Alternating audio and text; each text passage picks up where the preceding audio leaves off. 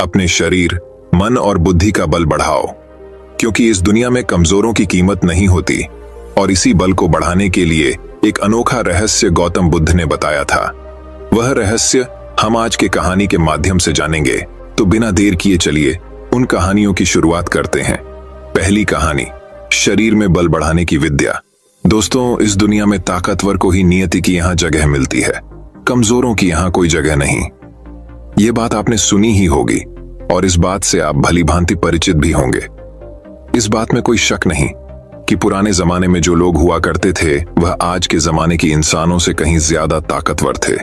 और ऐसा इसलिए है क्योंकि वे लोग जिंदा रहने के लिए खाना खाते थे और आजकल के लोग सिर्फ जीभ के स्वाद के लिए खाना खाते। आप एक और तथ्य से वाकिफ होंगे कि एक रोटी से 10 गुना ज्यादा ताकत आटे में होती है, आटे से 10 गुना अधिक ताकत दूध में होती है और दूध से 8 गुना अधिक ताकतवर मांस आहार होता है और मांस आहार से 10 गुना ज्यादा ताकतवर घी होता है। लेकिन यदि आप आज के समय पर देखेंगे, यदि किसी व्यक्ति को घी खाने के लिए दिया जाए तो वो ज्यादा से ज्यादा 1 चम्मच ही उसका सेवन कर सकता है, उसके ऊपर वो नहीं खा पाएगा। लेकिन यदि हम पुराने जमाने के इंसानों की बात करें तो उस समय पर घी उनका सर्वश्रेष्ठ भोजन होता था। आपने महाराणा प्रताप के बारे में तो सुना ही होगा। वो जितना वजन लेकर युद्ध भूमि पर लड़ते थे उतना वजन तो आज के 4 आदमी भी उठा नहीं पाएंगे। इसीलिए कहा जाता है कि तब के जमाने के लोग सचमुच जीवन जीते थे और आज के लोग तो केवल जबरदस्ती इस जीवन को जी रहे हैं। बहुत समय पहले की बात है, एक छोटा सा राज्य था। उस राज्य का राजा बहुत दयालु था और वहां की सेना भी बहुत पराक्रमी थी। उससे न में एक ऐसा व्यक्ति भी था जो अत्यधिक पराक्रम था और वह उस राज्य का सर्वश्रेष्ठ योद्धा था। वो इतना ताकतवर था कि एक साथ वो 50 लोगों को भी परास्त कर सकता था और राजा उसके इस पराक्रम से हमेशा बहुत खुश रहते थे। जब भी उससे कोई युद्ध करने जाता तो वो पहले 100 बार सोचा करता कि क्या उसे युद्ध करना आसान है, क्या उसे हराना आसान है। हर कोई जानता था कि वो बहुत शूरवीर है, बहुत ताकतवर है, इसलिए उसे हराना लगभग असंभव था। अपने राजा के लिए हमेशा तत्पर रहता, अपने राज्य के राजा के लिए, अपनी प्रजा के लिए जो कुछ उसे अच्छा होता वह उसे अवश्य करता। एक बार की बात है, वह शूरवीर योद्धा अपना पराक्रम दिखा रहा था। उसी वक्त उसके दोनों पुत्र वहां पर आए हुए थे। राजा ने उसके दोनों पुत्रों को देखा और राजा के मन में ये लालसा जगी, आने वाले समय में हमारे राज्य के लिए इनमें से सबसे सर्वश्रेष्ठ योद्धा कौन होगा, हमारे राज्य के लिए योग कौन होगा। यह बात जब उस योद्धा के कानों में पड़ी तो वो अत्यधिक चिंतित हो गया। उस योद्धा के 2 पुत्र थे।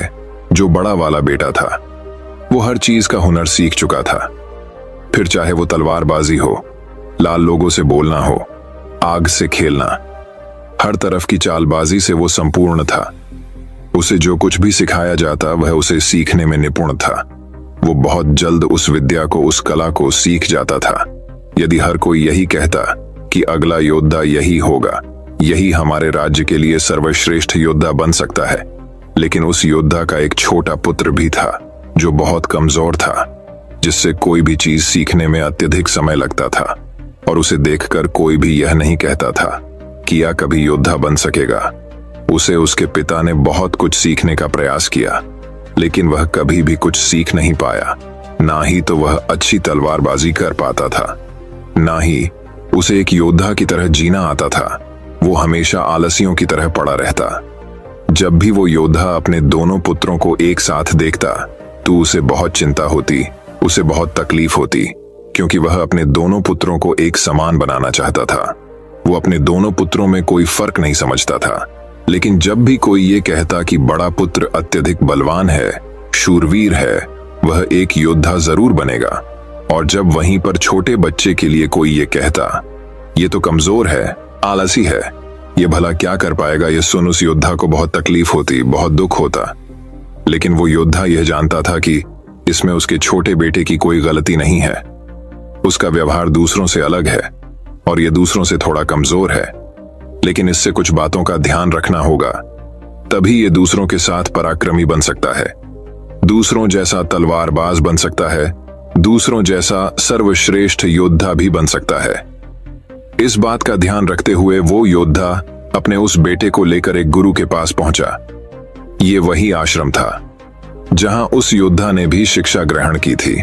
वह उस गुरु को भली भांति जानता था और ये भी जानता था कि वो गुरु उसके छोटे बेटे को शिक्षा अवश्य देंगे, जिससे वहां भी अन्य लोगों की तरह पराक्रमी और शूरवीर बन सकता है।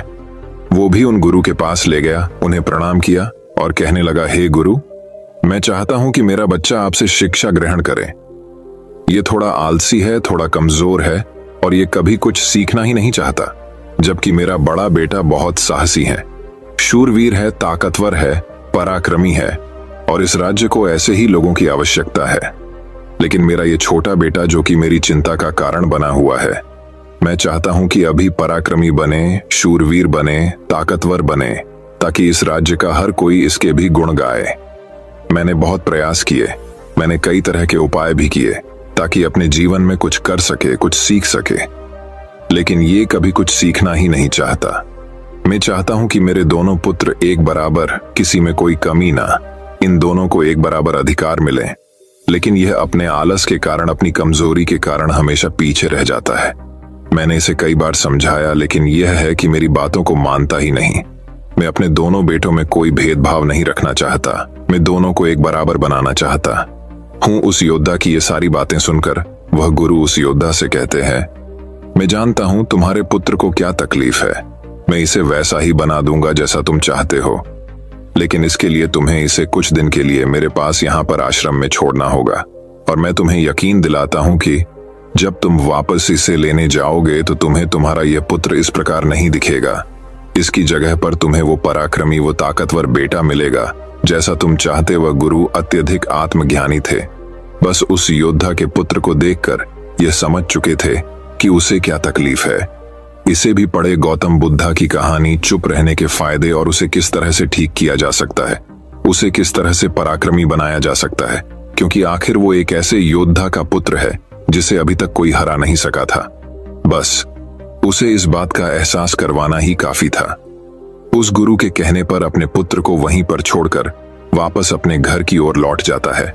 उसके बाद उस योद्धा का वह पुत्र एक शिष्य बनकर उन गुरु के आश्रम में रहने लगता है, यहाँ के सारे कामकाज करने लगता है, वहां पर वो सीखने लगता है, समझने लगता है और इसी प्रकार कई दिन बीत जाते हैं। और एक दिन सही समय आने पर वह गुरु उस योद्धा के पुत्र से कहते हैं, चलो आज मैं तुम्हें कुछ दिखाना चाहता हूं। इतना कहकर वह गुरु उस योद्धा के पुत्र का हाथ पकड़ लेते और उसे लेकर एक पहाड़ी की ओर ऊपर की ओर बढ़ चलते। उस पहाड़ी के ऊपरी छोर पर ले जाकर वह गुरु उस पुत्र से कहते हैं, आज मैं तुम्हें कुछ सिखाने वाला हूं पुत्र, तुम्हें ध्यान से सीखना होगा, क्योंकि यदि तुमने आज ये बात नहीं सीखी तो तुम अपने जीवन भर कुछ नहीं कर पाओगे, कुछ नहीं सीख पाओगे और हमेशा लोग तुम्हें कमजोर और असहाय समझेंगे और उसी दृष्टि से तुम्हें देखा जाएगा। धीरे धीरे कई दिन बीत चुके हैं और अब तुम्हारे घर जाने का वक्त भी करीब आ चुका है, इसलिए आज मैं तुम्हें यहां पर लेकर आया हूं ताकि मैं तुम्हें सिखा सकूं, ये समझा सकूं कि तुम इस धरती पर क्यों आए, तुम्हारे आने का क्या कारण है। इतना कहकर वो गुरु उस पुत्र को ऊपर की ओर इशारा करते हुए कहते हैं, ऊपर ध्यान से देखो उस चील को। उस चील ने अपने पंजों में अपना नवजात शिशु रखा हुआ है। वह चील ऊपर की ओर बढ़ती चली जा रही थी, इतनी ऊंची जाती कि बादलों को चीरकर ऊपर बढ़ती ही चली जाती और वहां पर जाकर वो अपने बच्चे को छोड़ दे। यदि वो छोटा सा बच्चा डर गया, उसे इस समय मुक्त चील ने अपने ही बच्चे को इस तरह से नीचे क्यों फेंक दिया। गुरु और शिष्य दोनों इस दृश्य को बड़े ही ध्यानपूर्वक देख रहे थे। जैसे ही उस चील ने अपने उस बच्चे को नीचे की ओर छोड़ा, वो बच्चा तेजी से एक पत्थर की भांति नीचे की ओर गिरता चला जा रहा था और वह जब तेजी से नीचे आने लगा तो उसने कई बार कोशिश की, कई बार प्रयास किए कि वो अपने पंखों को खोल सके, फड़फड़ा सके, जिससे वह हवा की उस रुख का फायदा ले सके, वह भी उड़ सके। लेकिन उसके कई अथक प्रयास के बाद भी उसके पंख नहीं खुल पा रहे थे और वह एक पत्थर की भांति तेजी से नीचे गिरता चला जा रहा था। जैसे जैसे वो नीचे गिरता जा रहा था, उसकी मां भी ठीक उसके पीछे ही थी। उसने ऊपर से अपने पंजे में फिर एक बार अपने उस बच्चे को पकड़ लिया। एक बार फिर वो चील अपने उस बच्चे को लेकर आकाश में ऊपर ऊंचाई की तरफ बढ़ती चली जाती है और फिर से वो ऊंचाई पर जाकर अपने बच्चे को ठीक उसी प्रकार छोड़ देती है। ये देख उस बच्चे को कुछ समझ नहीं आ रहा था कि आखिरी चील अपने बच्चे के साथ ऐसा क्यों कर रही। यदि उसके बच्चे को कुछ हो गया तो फिर क्या होगा? चील लगातार इसी प्रक्रिया को दोहरा रही थी। गुरु अपने उस शिष्य का हाथ पकड़ते हुए बस पेड़ की ओर आगे बढ़े जहां पर वह चील रहा करती थी, और उस जगह को दिखाते हुए वह गुरु उस पुत्र से कहते हैं कि इस जगह को ध्यान से देख लो। ठीक इसी जगह पर वह चील और उसका बच्चा इस पेड़ पर रहते हैं। तुमने एक बात और गौर की, इस पेड़ पर तुम्हें अनेकों फूल देखने को मिल रहे होंगे, लेकिन जहां पर ये चील और इसका बच्चा रहता है वहां पर तुम्हें एक भी फूल नजर नहीं आएंगे, क्योंकि फूल बड़े ही कोमल होते। और वह चील चाहती तो इन फूलों को अपने साथ जहां पर रहती है उसे रख सकती थी, लेकिन वह जानती है कि फूलों में रहकर उसका बच्चा एक पक्षी बनेगा, लेकिन जब वह कांटों वाले घोंसले में रहेगा तभी एक चील बन पाएगा। और एक चील के बच्चे को हर तरह की यातनाएं बचपन से ही सहनी पड़ती हैं, ताकि वन्य पक्षियों की तरह कोमल न बने, क्योंकि वह एक चील का पुत्र है और उसे चील की तरह अपना जीवन व्यतीत करना है। यदि वो बाकी पक्षियों की तरह बनेगा तो उसमें चील वाले वो स्वभाव नहीं होंगे और ना ही उसे कोई चील का पुत्र कह सकेगा। ठीक इसी प्रकार तुम भी एक शूरवीर योद्धा के पुत्र हो। यदि तुम चाहो तो अन्य लोगों की तरह अपना जीवन व्यतीत कर सकते हो, तुम फूलों का आनंद ले सकते हैं, लेकिन तुम एक योद्धा के पुत्र हो, इसलिए तुम्हें भी कांटों की राहों पर चलना ही होगा। इन कांटों की राह पर चलकर ही तुम अपने आप को मजबूत बना पाओगे, अपने आप को शूरवीर और पराक्रमी बना सकोगे। ठीक वैसा ही ये चील भी कर रही है। वह भी अपने पुत्र को पराक्रमी और शूरवीर बना रही है। वो अपने बच्चे को उड़ान भरना सिखा रही है। वह बार बार जाकर अपने बच्चे को इसीलिए नीचे पटक रही है ताकि उसका बच्चा खुद ब खुद उड़ान भरना सीख ले। जब भी चील किसी को जन्म देती है तो हर बार उसे वही सिखाना चाहती है जो उसने सीखा है।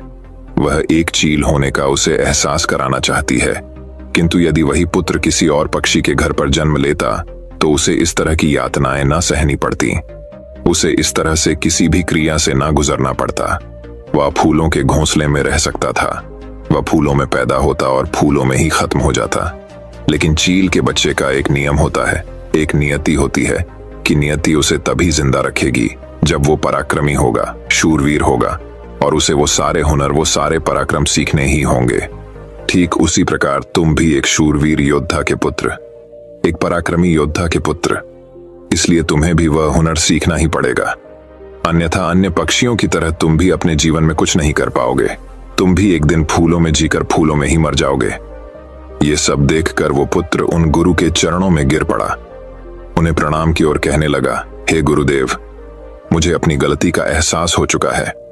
मुझे यह पता चल चुका है कि मैं एक शूरवीर योद्धा का पुत्र हूं और मुझे अपना जीवन इसी तरह से जीना है।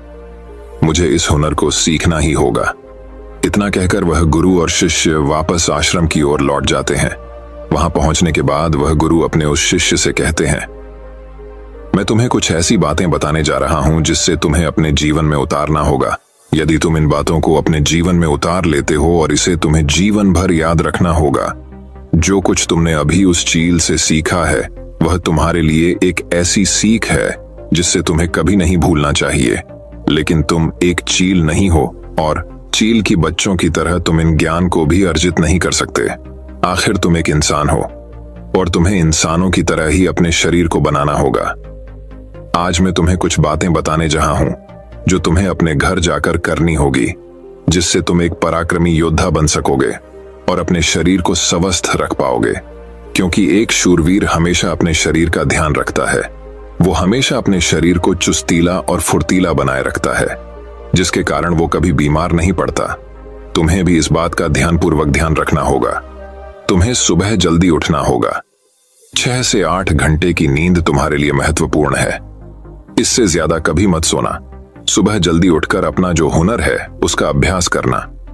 जिस प्रकार तुम्हारे पिता एक योद्धा हैं, पर सुबह उठकर अपने सभी हुनरों का अभ्यास करते, ठीक उसी प्रकार तुम्हें भी सुबह उठकर अपने सभी हुनर का अभ्यास करना होगा। योगा प्राणायाम करना होगा, जिससे तुम्हारा शरीर पूरी तरह से स्वस्थ होगा। और जितना तुम अपने शरीर को स्वस्थ रखोगे, उससे भी ज्यादा तुम अपने अंदर की शक्तियों को समर्थ बना पाओगे।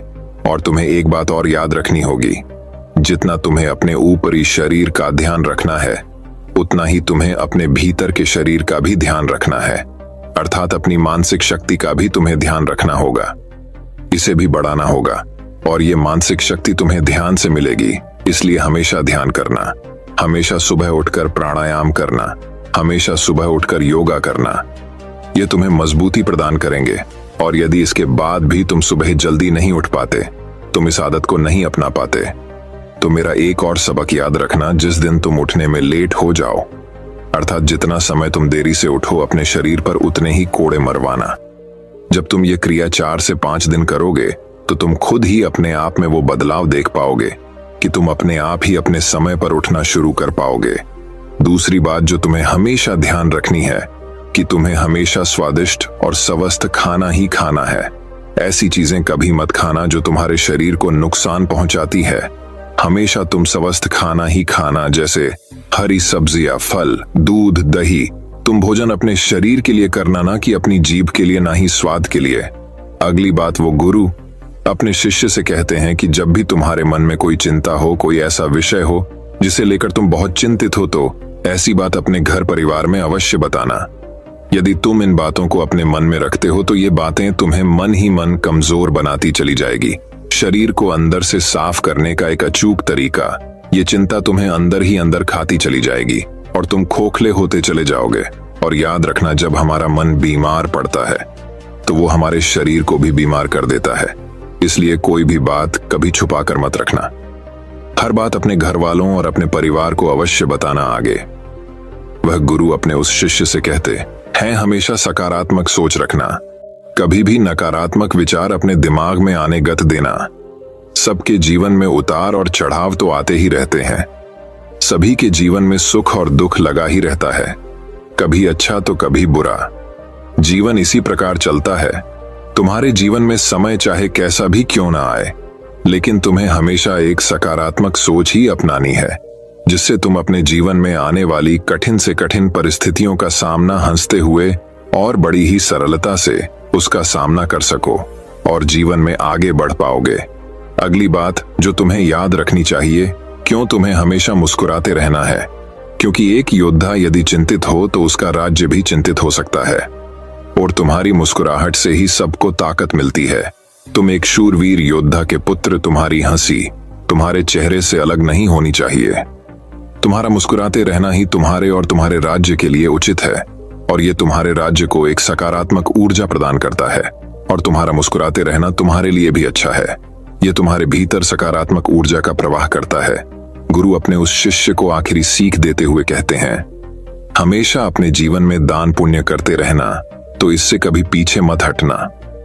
तुमने देखा होगा कि राजा महाराजा ऐसे होते हैं, क्यों दान के समय पर उनसे जो मांगा जाए वो सब देने के लिए तैयार हो जाते, फिर चाहे आप उनका राजपाट ही क्यों ना मांग लें।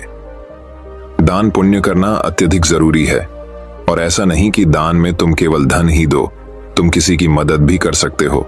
इसलिए दान पुण्य के समय पर तुम्हें कभी पीछे नहीं हटना चाहिए। जब हम दान करते हैं तो हमारे मन में एक अजीब सी खुशी महसूस होती है। हमारा मन बहुत खुश होता है, हम बहुत अच्छा महसूस करते हैं, और ये खुशी हमारे शरीर को और भी ज्यादा मजबूत बनाती है।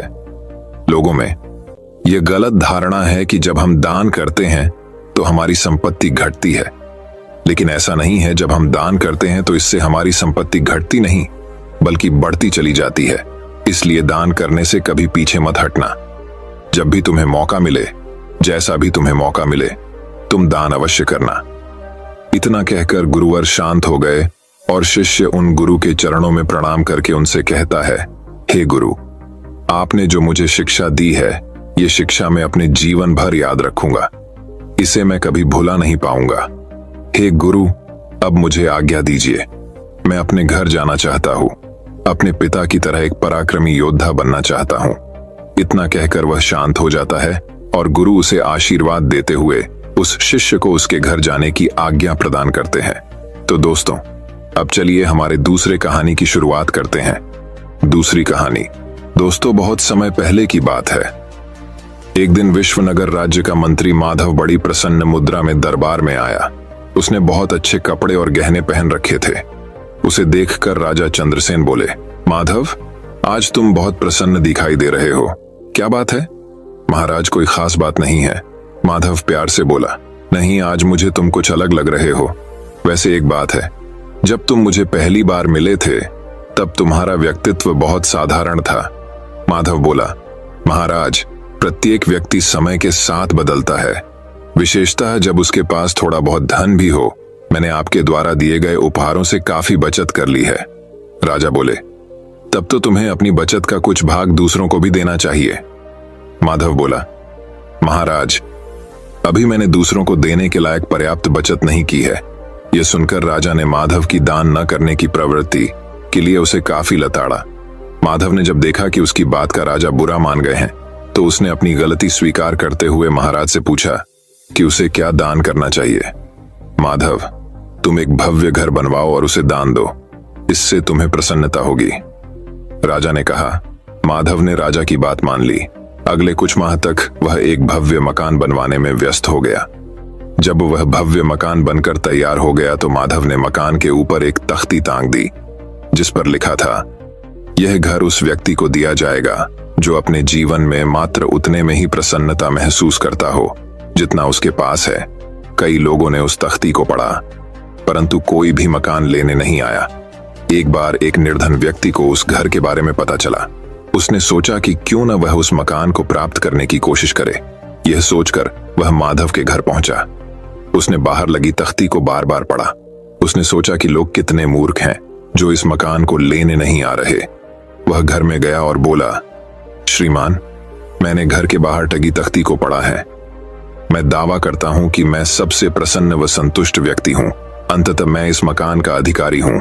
इस पर माधव हंसा और बोला, यदि इस घर के बिना तुम प्रसन्न और संतुष्ट हो तो फिर तुम्हें इस घर की क्या आवश्यकता है? और यदि तुम्हें आवश्यकता है तो फिर तुम्हारा दावा गलत है, क्योंकि अगर जो कुछ तुम्हारे पास है तुम उससे संतुष्ट हो तो तुम इसे क्यों मांगोगे? निर्धन व्यक्ति को अपनी भूल का आभास हो गया। उसके बाद उस मकान को मांगने के लिए कोई नहीं आया। अंत में माधव ने सारी कथा राजा को सुनाई। राजा बोले, तुमने एक बार फिर अपनी बुद्धिमानी का परिचय दिया, परंतु अब तुम उस मकान का क्या करोगे? दोस्तों, इस कहानी से हमें यह सीख मिलती है कि हमारे पास जो है उसमें हमें संतुष्ट रहना चाहिए और ज्यादा पाने की लालच में हम जो है वह भी गवा देते हैं। तो दोस्तों, चलिए अब हमारे तीसरी कहानी की शुरुआत करते हैं। तीसरी कहानी। दोस्तों, बहुत समय पहले की बात है। एक दिन राजा चंद्रसेन ने ऐलान किया कि जो भी मेरे सवालों का सही जवाब देगा उसे भारी इनाम दिया जाएगा। सवाल कुछ इस प्रकार से थे, ऐसा क्या है जो आज भी है और कल भी रहेगा? ऐसा क्या है जो आज भी नहीं है और कल भी नहीं होगा? ऐसा क्या है जो आज तो है लेकिन कल नहीं होगा? इन तीनों सवालों के उदाहरण भी देने थे। किसी को भी चतुराई भरे इन तीनों सवालों का जवाब नहीं सूझ रहा था। मंत्री माधव बोला, हुजूर, आपके सवालों का जवाब मैं दे सकता हूं, लेकिन इसके लिए आपको मेरे साथ शहर का दौरा करना होगा, तभी आपके सवाल सही ढंग से हल हो पाएंगे। चंद्रसेन और माधव ने वेश बदला और सूफियों का बाना पहनकर निकल पड़े। कुछ ही देर बाद वे बाजार में खड़े थे। फिर दोनों एक दुकान में घुस गए। माधव ने दुकानदार से कहा, हमें बच्चों की पढ़ाई के लिए मदरसा बनाना है, तुम हमें इसके लिए 1000 रुपये दे दो। जब दुकानदार ने अपने मुनीम से कहा कि इन्हें 1000 रुपये दे दो, तो माधव बोला, जब मैं तुमसे रुपये ले रहा रहूंगा तो तुम्हारे सिर पर जूता मारूंगा। हर 1 रुपये के पीछे 1 जूता पड़ेगा। बोलो, तैयार हो? ये सुनते ही दुकानदार के नौकर का पारा चढ़ गया और वह माधव से 2-2 हाथ करने आगे बढ़ आया।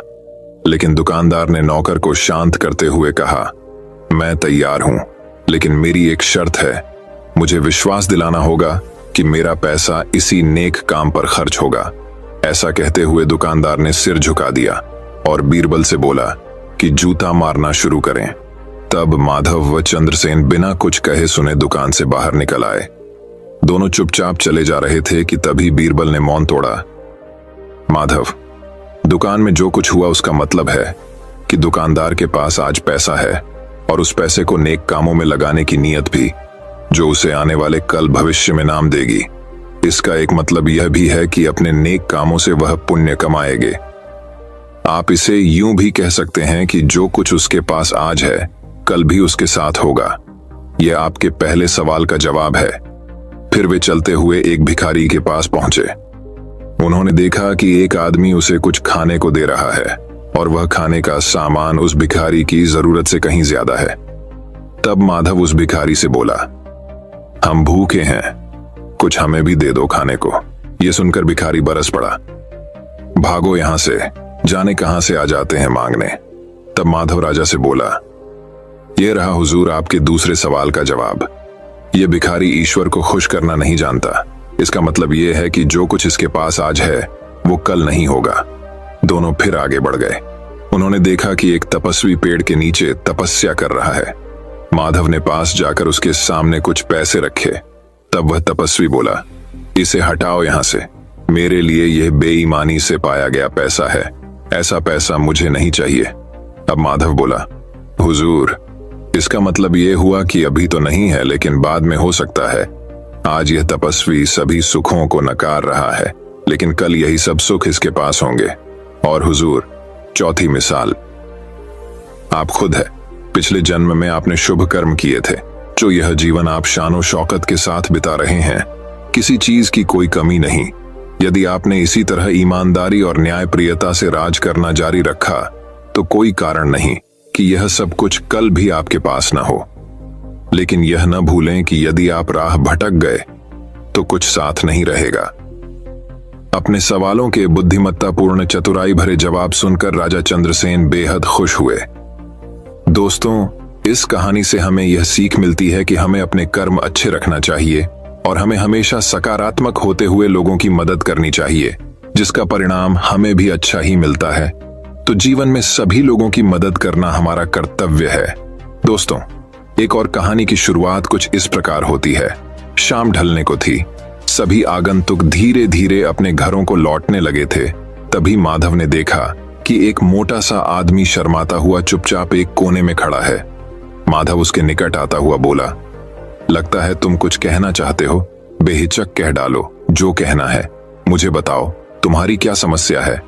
वह मोटा व्यक्ति सकुचाता हुआ बोला, मेरी समस्या यह है कि मैं पढ़ा लिखा नहीं हूं। मैंने अपनी शिक्षा पर ध्यान नहीं दिया, जिसका मुझे खेद है। मैं भी समाज में सिर उठाकर सम्मान से जीना चाहता हूं, पर अब नहीं लगता है ऐसा कभी नहीं हो पाएगा। माधव ने कहा, नहीं, कोई देर नहीं, ऐसा जरूर होगा। यदि तुम हिम्मत ना हारो और परिश्रम करो, तुम्हें भी योग्यता है, लेकिन ज्ञान पाने में तो सालों लग जाएंगे। मोटे आदमी ने कहा, मैं इतना इंतजार नहीं कर सकता। मैं तो यह जानना चाहता हूं कि क्या कोई ऐसा तरीका है कि चुटकी बजाते ही प्रसिद्धि मिल जाए। प्रसिद्धि पाने का ऐसा आसान रास्ता तो कोई नहीं है। माधव बोला, यदि तुम वास्तव में योग्य और प्रसिद्ध कहलवाना चाहते हो तो मेहनत तो करनी ही होगी, वह भी कुछ समय के लिए। यह सुनकर मोटा आदमी सोच में डूब गया। नहीं, मुझ में इतना धैर्य नहीं है। मोटे आदमी ने कहा, मैं तो तुरंत ही प्रसिद्धि पाकर पंडित जी कहलवाना चाहता हूं। ठीक है, माधव बोला, इसके लिए तो एक ही उपाय है। कल तुम बाजार में जाकर खड़े हो जाना। मेरे भेजे आदमी वहां होंगे जो तुम्हें पंडित जी कहकर पुकारेंगे। वे बार बार जोर जोर से ऐसा कहेंगे, इससे दूसरे लोगों का ध्यान इस ओर जाएगा। वे भी तुम्हें पंडित जी कहना शुरू कर देंगे। ऐसा होना स्वाभाविक भी है, लेकिन हमारा नाटक तभी सफल होगा जब तुम गुस्सा दिखाते हुए उन पर पत्थर फेंकने लगोगे या हाथ में लाठी लेकर उनको दौड़ाना होगा तुम्हें। लेकिन सतर्क रहना, गुस्से का सिर्फ दिखावा भर करना है। तुम्हें किसी को चोट नहीं पहुंचनी चाहिए। उस समय तो वह मोटा आदमी कुछ समझ नहीं पाया और घर लौट गया। अगली सुबह वह मोटा आदमी माधव के कहे अनुसार व्यस्त बाजार में जाकर खड़ा हो गया। तभी माधव के भेजे आदमी वहां आ पहुंचे और तेज स्वर में कहने लगे, पंडित जी, पंडित जी, पंडित जी। मोटे आदमी ने यह सुन अपनी लाठी उठाई और भाग पड़ा, उन आदमियों के पीछे जैसे सच ही में पिटाई कर देगा। माधव के भेजे आदमी वहां से भाग निकले, लेकिन पंडित जी का राग अलापना उन्होंने नहीं छोड़ा। कुछ ही देर बाद आवारा लड़कों का वहां घूमता समूह पंडित जी, पंडित जी चिल्लाता हुआ उस मोटे आदमी के पास आ धमका। बड़ा मजेदार दृश्य उपस्थित हो गया था। मोटा आदमी लोगों के पीछे दौड़ रहा था और लोग पंडित जी कहते हुए नाच गाकर चिल्ला रहे थे। अब मोटा आदमी पंडित जी के नाम से प्रसिद्ध हो गया। जब भी लोग उसे देखते तो पंडित जी कहकर ही संबोधित करते। अपनी ओर से तो लोग यह कहकर उसका मजाक उड़ाते थे कि वह उन पर पत्थर फेंकेगा या लाठी लेकर उनके पीछे दौड़ेगा, लेकिन उन्हें क्या पता था कि मोटा तो चाहता ही यही था, वह प्रसिद्ध तो होने ही लगा था। इसी तरह महीनों बीत गए। मोटा आदमी भी थक चुका था। वह यह भी समझ गया था कि लोग उसे सम्मानवश पंडित जी नहीं कहते, बल्कि ऐसा कहकर तो वे उसका उपहास करते हैं। लोग जान गए थे कि पंडित कहने से उसे गुस्सा आ जाता है। वह सोचता था कि शायद लोग मुझे पागल समझते हैं। यह सोचकर वह इतना परेशान हो गया कि फिर से माधव के पास जा पहुंचा। वह बोला, मैं मात्र पंडित जी कहलाना नहीं चाहता, वैसे मुझे स्वयं को पंडित कहलवाना पसंद है, और कुछ समय तक यह सुनना मुझे अच्छा भी लगा, लेकिन अब मैं थक चुका हूं। लोग मेरा सम्मान नहीं करते, वो तो मेरा मजाक उड़ाते हैं। मोटे आदमी को वास्तविकता का आभास होने लगा था। मोटे आदमी को यह कहता देख माधव हंसता हुआ ये बोला, मैंने तो तुमसे पहले ही कह दिया था कि तुम बहुत समय तक ऐसा नहीं कर पाओगे। लोग तुम्हें वह सब कैसे कह सकते हैं जो तुम हो ही नहीं। क्या तुम उन्हें मूर्ख समझते हो? जाओ, अब कुछ समय किसी दूसरे शहर में जाकर बिताओ। जब लौटो तो उन लोगों को नजरअंदाज कर देना जो तुम्हें पंडित जी कहकर पुकारें। एक अच्छे सभ्य व्यक्ति की तरह आचरण करना, शीघ्र ही लोग समझ जाएंगे कि पंडित जी कहकर तुम्हारा उपहास करने में कुछ नहीं रखा, और वे ऐसा कहना छोड़ देंगे। मोटे आदमी ने बीरबल के निर्देश पर अमल किया। जब वह कुछ माह बाद दूसरे शहर से लौटकर आया तो लोगों ने उसे पंडित जी कहकर परेशान करना चाहा, लेकिन उसने कोई ध्यान न दिया। अब वह मोटा आदमी खुश था कि लोग उसे उसके असली नाम से जानने लगे हैं। वह समझ गया था कि प्रसिद्धि पाने की सरल राह कोई नहीं है। दोस्तों, इस कहानी से यह सीख मिलती है कि जो व्यक्ति जल्द सफल होने का आसान मार्ग ढूंढते बैठ कार्य नहीं करता, ऐसा व्यक्ति जीवन में असफल ही साबित होता है। कार्य करना महत्वपूर्ण है, न कि फल की आकांक्षा करना। तो दोस्तों, अब चलिए हमारे चौथी कहानी की शुरुआत करते हैं। चौथी कहानी। राज्य में रामू और श्यामू नाम के दो भाई रहते थे। वे बचपन से ही कामचोर थे। उनके इधर पड़े रहने के पीछे का कारण उनका आलसी रवैया था। जब भी उन्हें काम करने के लिए कहा जाता तो वे अपने आलसी रवैये के कारण सो जाते थे। रामू और श्यामू की मां उनसे तंग आ चुकी थीं। वह समझ नहीं पा रही थी कि अपने बच्चों को कड़ी मेहनत कराने के लिए उसे क्या करना चाहिए। एक दिन टिम और जॉर्ज आम के पेड़ के नीचे आराम कर रहे थे। कुछ देर बाद उनके बीच में एक आम गिर गया। चूंकि उन दोनों को बहुत आलस्य महसूस हो रहा था, इसलिए उनमें से किसी ने भी आम तोड़ने का प्रयास नहीं किया। वे आम को देखते ही रह गए। रामू और श्यामू जब वे विश्राम कर रहे थे तो राज्य का मंत्री उसी रास्ते से गुजर रहा था। मंत्री को देखते ही रामू ने मंत्री से कहा, नमस्कार मंत्री जी, हमें आपसे एक अनुग्रह की आवश्यकता है। रामू ने उत्तर दिया, क्या आप दोनों गंभीर हैं? रामू ने आगे कहा, यदि संभव हो तो क्या आप कृपया मुझे यह आम दे सकते हैं? मंत्री को रामू बहुत अजीब लगा। उन्होंने कहा, आम आपके सामने पड़ा है, आप इसे स्वयं चुन सकते हैं। रामू ने उत्तर दिया, सर, मेरे लिए यह संभव नहीं है। इसे हासिल करने के लिए मुझे बहुत मेहनत करनी पड़ेगी। यह कैसी मेहनत है? मंत्री ने जवाब दिया और कहा, आप अपने शरीर को 2 इंच आगे नहीं झुका सकते। जिस पर रामू ने उत्तर दिया, हाँ सर, यही एकमात्र समस्या है। काम करना किसे पसंद है? कृपया हमें आम दीजिए। मंत्री को उनका शांत रवैया पसंद नहीं आया और वे नाराज हो गए और चले गए। रामू और श्यामू अपने पद पर बरकरार रहे।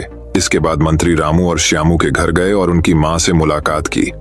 उनकी मां ने दावा किया कि वह नहीं जानती कि उन्हें कैसे बदला जाए।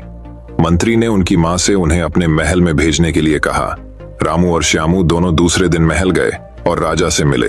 राजा ने रामू और श्यामू से कहा, मेरे पास तुम दोनों के लिए कुछ विशेष काम है। कल से तुम दोनों महल के एक छोर पर पहरा दोगे।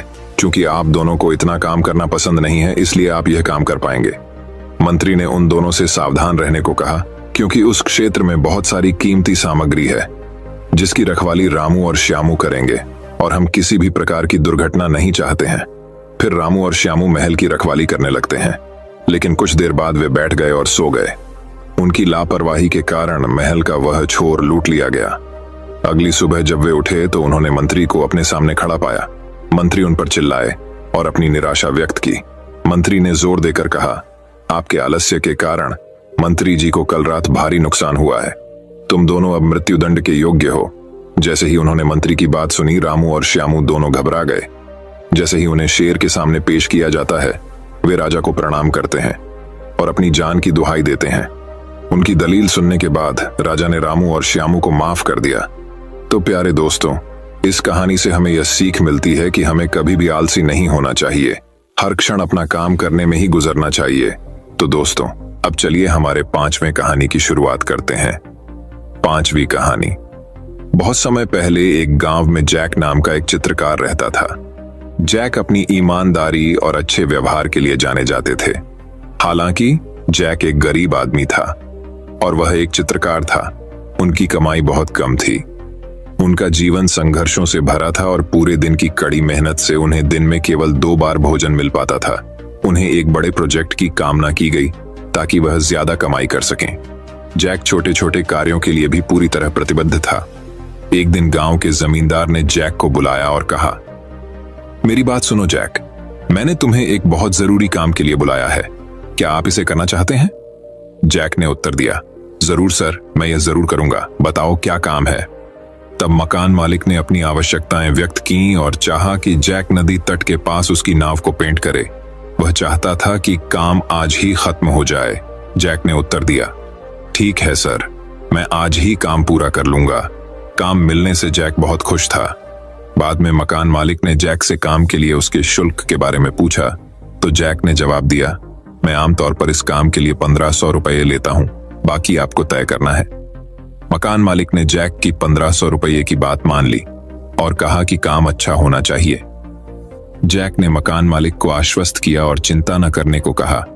फिर मकान मालिक जैक को अपनी नाव दिखाने के लिए नदी के पास ले गया। नाव देखने के बाद जैक ने मकान मालिक से कुछ समय मांगा क्योंकि वह अपनी सामग्री और सामान लाने के लिए चला गया।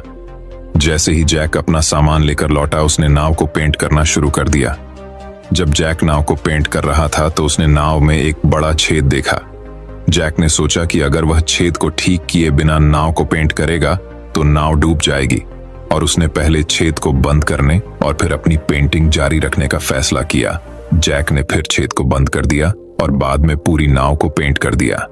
फिर वह मकान मालिक के पास गया और उसे बताया कि काम खत्म हो गया है। मकान मालिक सहमत हो गया और जैक को अपने साथ नाव तक चलने के लिए कहा। वे किनारे पर पहुंचे और मकान मालिक ने नाव देखकर जैक से कहा, वाह जैक, आपने सराहनीय कार्य किया है। मुझ पर एक उपकार करो, कल सुबह मेरे पास आओ और अपनी मजदूरी ले जाओ। फिर दोनों सीधे अपने घर चले गए। एक दिन बाद मकान मालिक का परिवार उसी नाव में बैठकर घूमने गया। बाद में शाम को मकान मालिक का नौकर चार्ली छुट्टी से लौटा और उसने सभी के बारे में पूछताछ की क्योंकि उसे घर में कोई नहीं मिला। मकान मालिक ने उसे सारी बात बताई।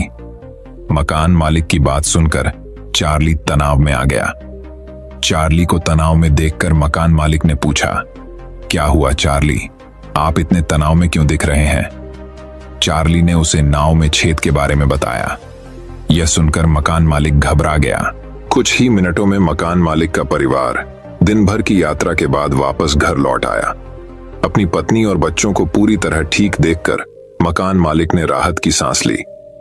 अगले दिन मकान मालिक ने जैक को बुलाया और उससे कहा, जैक, अपना वेतन ले लो, कमाल कर दिया। मैं आपके काम की गुणवत्ता से बहुत खुश हूं। पैसे गिनने के बाद जैक बहुत आश्चर्यचकित हो गया। यह रकम उससे अधिक थी जिसके लिए उसे नौकरी पर रखा गया था। जैक ने मकान मालिक से कहा, सर, आपने गलती से मुझे ज्यादा पैसे दे दिए हैं।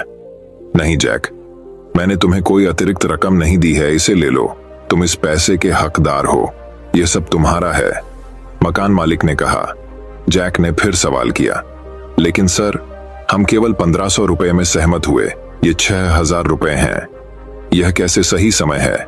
बाद में मकान मालिक ने जैक को समझाया कि पैसे में बढ़ोतरी इसलिए हुई है क्योंकि जैक ने बहुत अच्छा काम किया है। जैक भ्रमित हो गया। फिर मकान मालिक ने आगे कहा, तुमने नाव में वह छेद बंद कर दिया जिसके बारे में मैं पूरी तरह से अनजान था। यदि आप चाहते तो छेद को वैसे ही छोड़ सकते थे या अधिक पैसे मांग सकते थे, लेकिन आपने दोनों में से कुछ भी नहीं किया। आपके द्वारा छेद बंद करने के कारण मेरा परिवार नाव में सुरक्षित यात्रा कर सका। यदि आपने गड्ढा बंद नहीं किया होता तो मेरा परिवार डूब सकता था। आपकी वजह से ही वे सुरक्षित हैं। इसलिए यह पैसा आपके लिए है, आपकी मेहनत के लिए है, आपकी ईमानदारी के लिए है।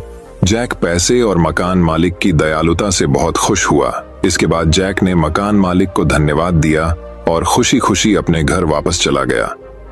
दोस्तों, मैं उम्मीद करता हूं कि यह कहानी सुनने से आपके जीवन में अच्छे बदलाव आए होंगे। आपको इस वीडियो से क्या सीखने मिला, ये कमेंट करके जरूर बताएं और अपने परिवार, दोस्तों या आपके करीबी इंसान के साथ ये कहानी शेयर करके उन्हें भी इस ज्ञान से परिचित करवाए। बाकी अगर आपको यह वीडियो दिल से अच्छी लगी हो तभी इस वीडियो को लाइक कर देना, और आपने अब तक इस चैनल को सब्सक्राइब ना किया हो तो चैनल को सब्सक्राइब भी जरूर कर देना। आपका हर दिन शुभ हो और खुशियों से आपका जीवन भरा रहे। धन्यवाद।